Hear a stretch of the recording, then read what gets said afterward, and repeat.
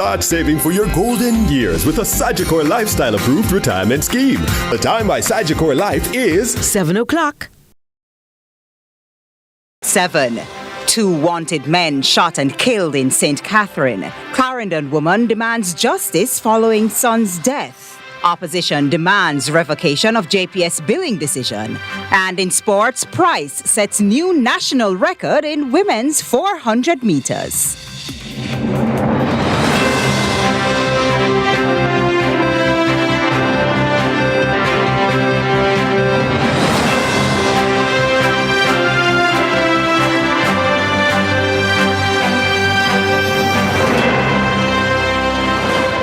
From Kingston, Jamaica, this is CVM News at 7, the weekend edition. It's Saturday, July 20. I'm TK Dawkins. A deadly confrontation this morning has left at least 2 policemen injured and 2 men wanted for several murders and shootings in St. Catherine dead. Nika Lewis reports. 2 wanted men were shot dead, 3 firearms seized and 2 police officers injured during a confrontation in West Prospect Bogwalk, St. Catherine, early Saturday morning. The men have been identified as Peter Davis, otherwise called Devil, and Tafari Benjamin. Davis was wanted for at least 5 murders in the parish.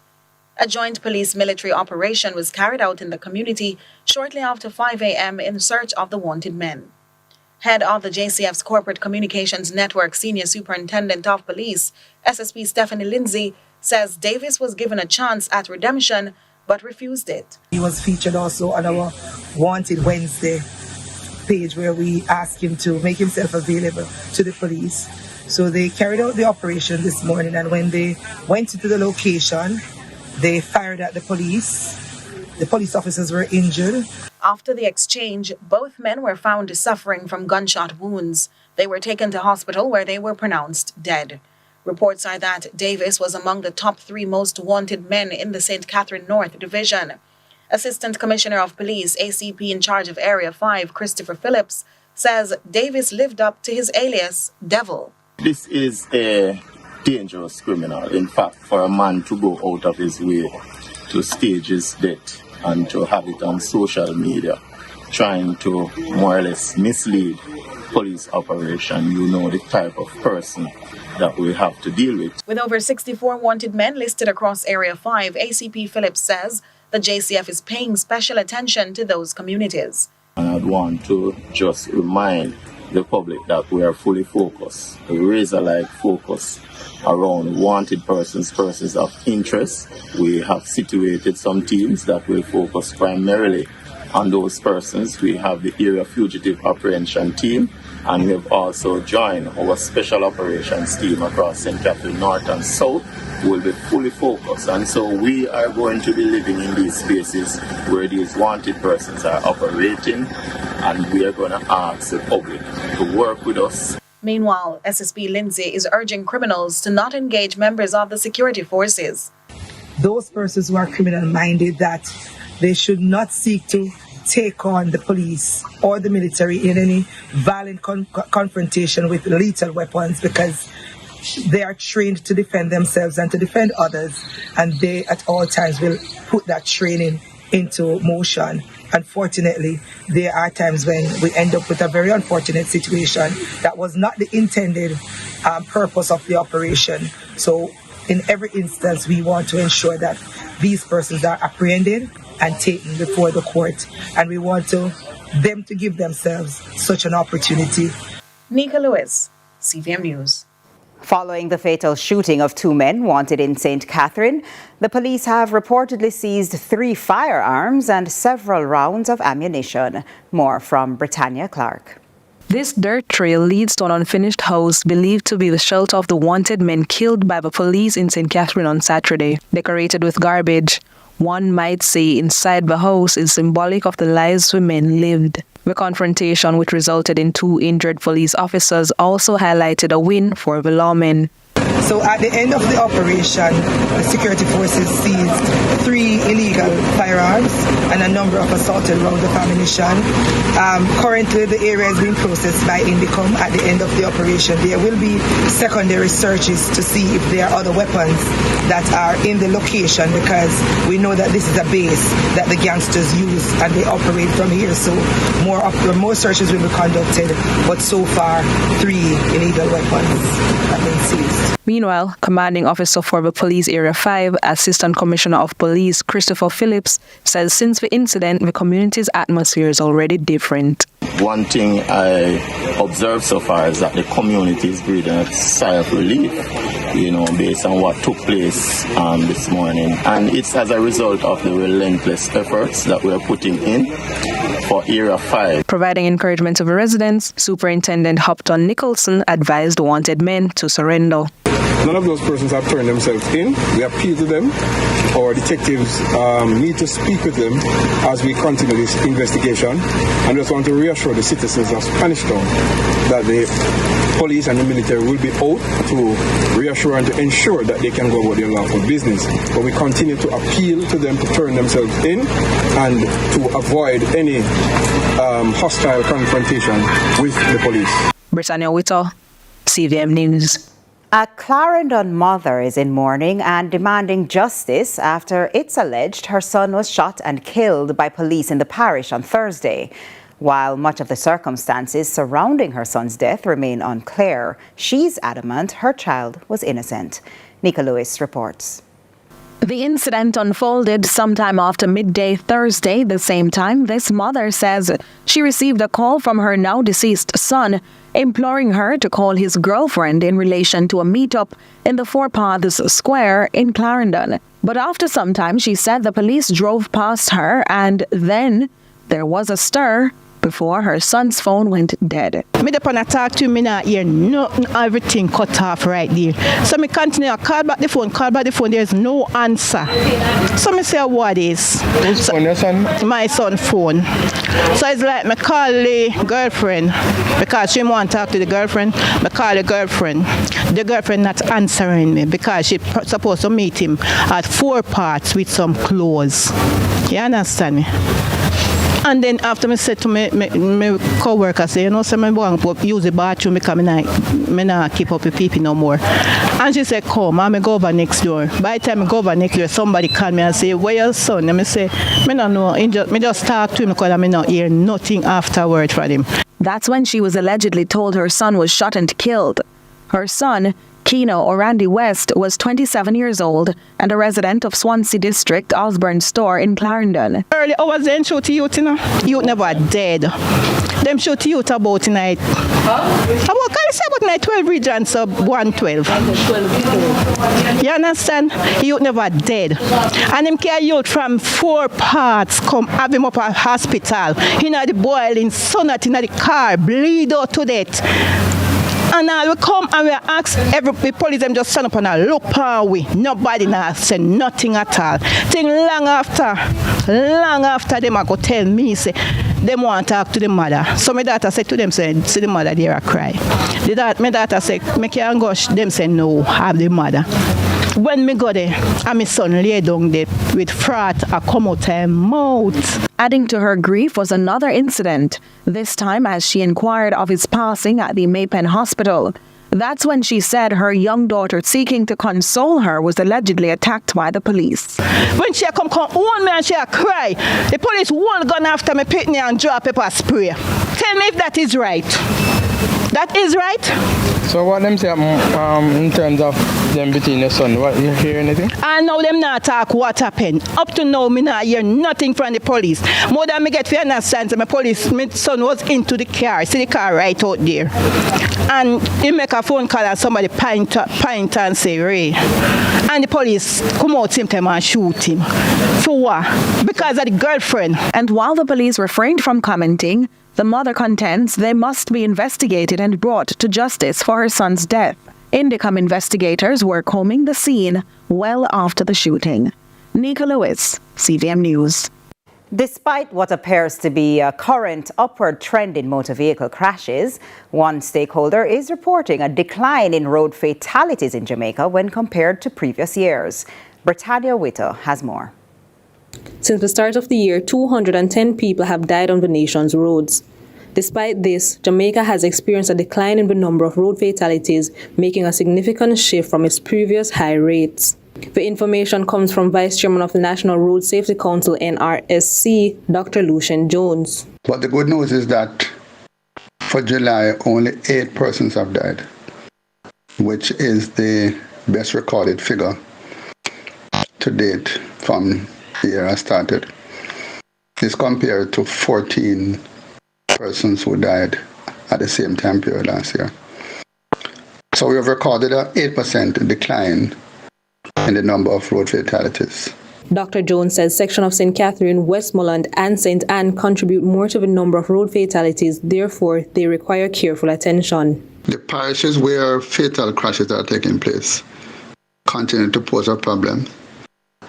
If you combine St. Catherine North and St. Catherine South, we have had 39 fatalities, Westmoreland 33, and St. Anne not far behind with 23. So these are the parishes which pose the greatest threat to us in terms of road safety. And we need to place a special focus on these three if you're going to successfully drive down the numbers between now and the end of the year. Additionally, the number of pedestrian deaths have also seen a reduction, with 42 in 2024 compared to 51 for the same period in 2023. The revelation was made during an NRSC quarterly meeting held on Thursday. Britannia Witter, CVM News. Despite earnest hurricane recovery efforts, business owners in Western Jamaica are experiencing some loss. The lack of electricity and water supply have left proprietors in despair. Courtney Lewis shares their plight. It's been 2 weeks and business owners in Negril are still reeling from the impact of Hurricane Beryl. One entrepreneur says the lack of amenities is taking a toll. As for me, as a business owner who run a health shop, who survive from the farmers, I know that there's going to be a massive incline on prices because I bought gun provision from the farmer every week. I will see in terms of where we are losing out on our tourists now because everybody's in the process of getting back the business place back up and running. But their woes do not end there. Head of the Negril Chamber of Commerce, Elaine Allen Bradley, asserts the people feel undervalued, which has led to public demonstrations. The Commerce Chair adds that resources are not being fairly allocated to enhance tourism in the area.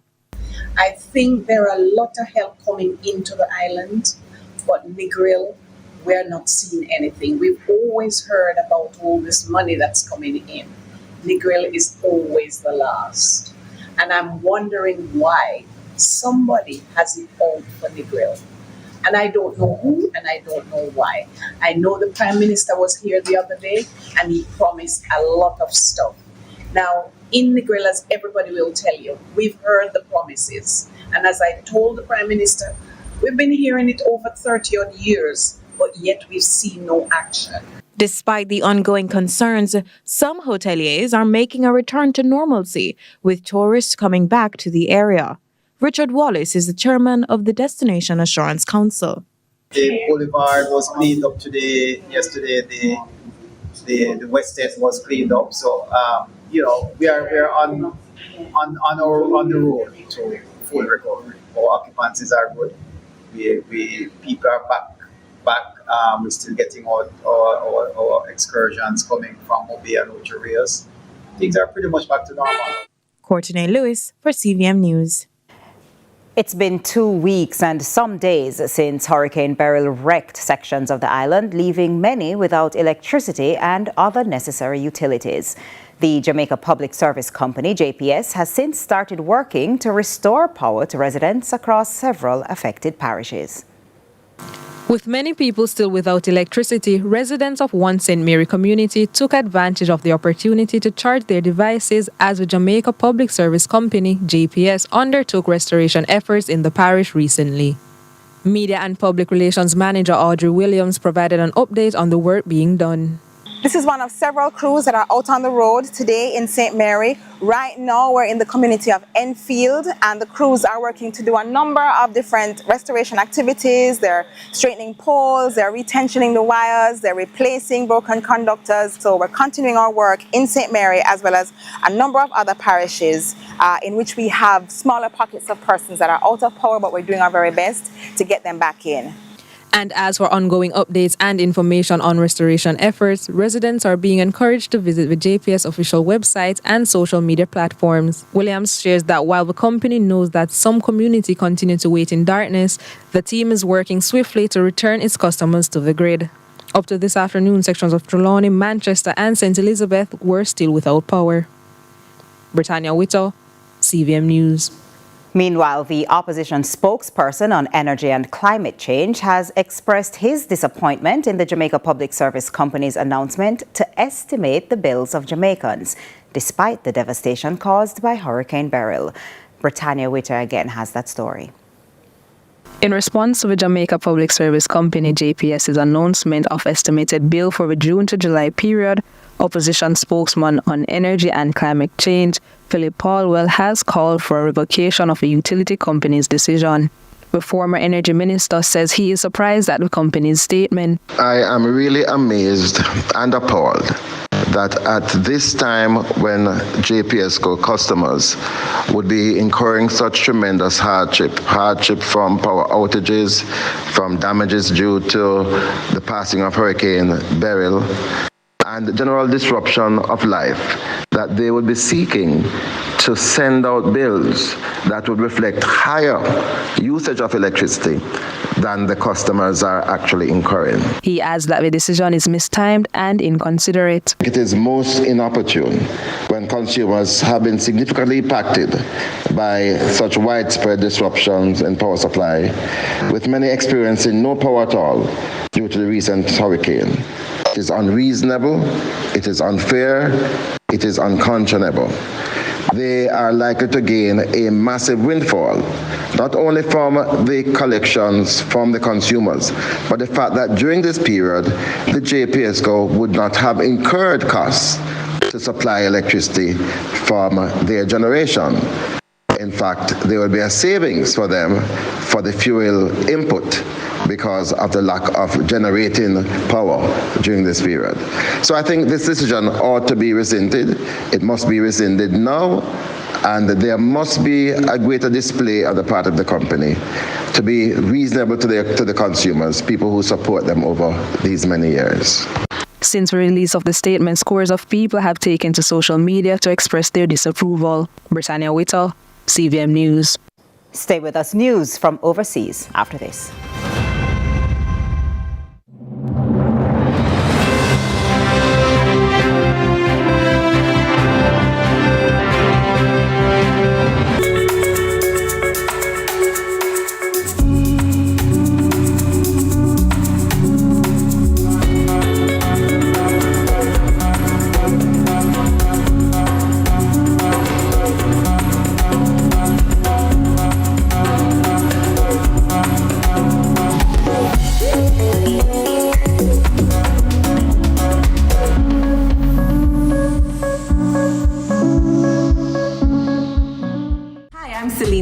Host of Holy Road. Hey everybody, what's up? It's your boy John Mark Wigan, host on the show Holy Road. Listen, people need to know what's happening in the churches and in ministry in all of Jamaica. It's an absolute blessing. We're really excited to share this. Tune in to CVM See It Happen. Central Expressions, your best source for business, tourism, and entertainment. Tune in to Central Expressions on CVM TV, Sundays at 3 p.m. Repeat Fridays at 9 a.m. Central Expressions is brought to you by the Gulf View Hotel in the heart of Jamaica, from the hearts of Jamaicans. The Orbin Group, Real Essence Media, National PC Bank, Central Expressions, your voice, your call.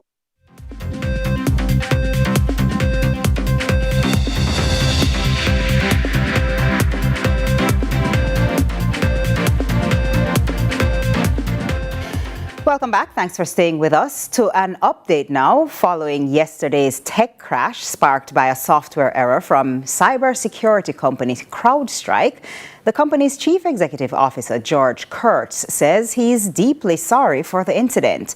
Microsoft estimates that 8.5 million computers around the world were affected by the global IT outage. Additionally, researchers at the US-based cybersecurity firm SecureWorks have noticed a large increase in fake websites that look like CrowdStrike. Hackers are reportedly using these sites to trick people into downloading bad software or giving away personal information. This warning is especially for IT managers who need to be careful as they try to keep their organizations safe. However, regional IT expert Shivam Tiloksing warns everyone should be cautious and only trust information from official CrowdStrike sources. Despite China's population, they were barely impacted as experts say China uses local software and systems built by Huawei. The CrowdStrike bug affected Microsoft Windows computers, knocking them offline around the world, halting services in several countries and sending sectors into panic. Time now for regional and international news.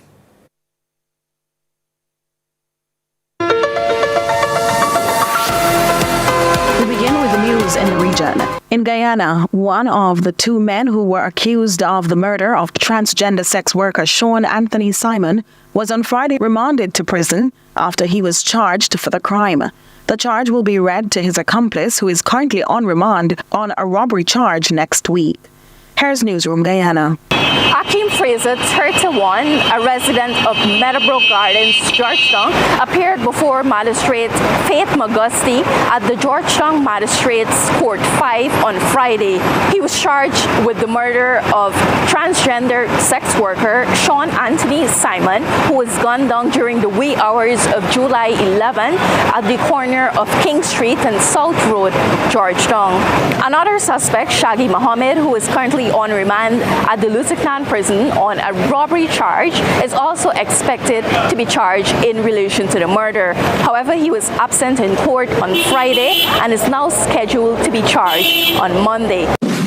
The Grenada Authority for the Regulation of Financial Institutions, GARFIN, has announced the revocation of We Pay Grenada Limited's operating license effective July 3. More from the GBN. We Pay, which was granted its license in September 2021, has failed to meet the regulatory requirements as outlined in Section 33, 1A of the Money Services Business Act, Cap 198A, according to GARFIN's Executive Director, Dennis Felix. A number of criteria was laid out for the company to satisfy before it can carry on the business. 3 years later, or close to 3 years later, WePay failed to commence business because it had difficulties in meeting the conditions that were laid out for it to operate. And having given the company a number of opportunities to satisfy those conditions, we got to the point where we had to terminate the license. In international news, authorities in Bangladesh have imposed a nationwide curfew as protests and rioting have continued. Details from the BBC. At least 67 people have been killed. Students have been demanding that ministers scrap a quota system, which reserves many public sector jobs for the relatives of veterans of the country's war of independence. The UN has said violence against the protesters has been shocking and unacceptable. And a spokesperson for the Bangladesh police has said around 300 Bangladeshi police officers were injured during Friday clashes with demonstrators in multiple locations around the capital, Dhaka. Let's now speak to Naomi Hussain, who is a professor of development studies at the School of Oriental and African Studies. Welcome to the programme. Could you explain a little bit, if you would, the background to these protests and why there is a divide, really, over the legacy of the country's history? Well, thank you for covering this story. As you said, it's getting very serious.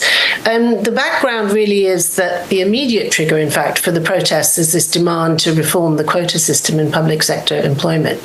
More than half of all the jobs in the Bangladesh civil service are earmarked for particular categories, but the contentious one is really the 30% that's supposed to be filled by families of the freedom fighters. That's people who fought in the Liberation War in 1971, when Bangladesh got its independence from Pakistan.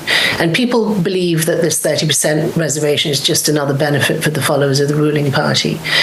But the students were really enraged when the Prime Minister made some sarcastic comments about the protests, saying that these protesters were the children of razakars, which is a word we use to mean the traitors, the people who collaborated with Pakistan during the Liberation War, and this really inflamed things.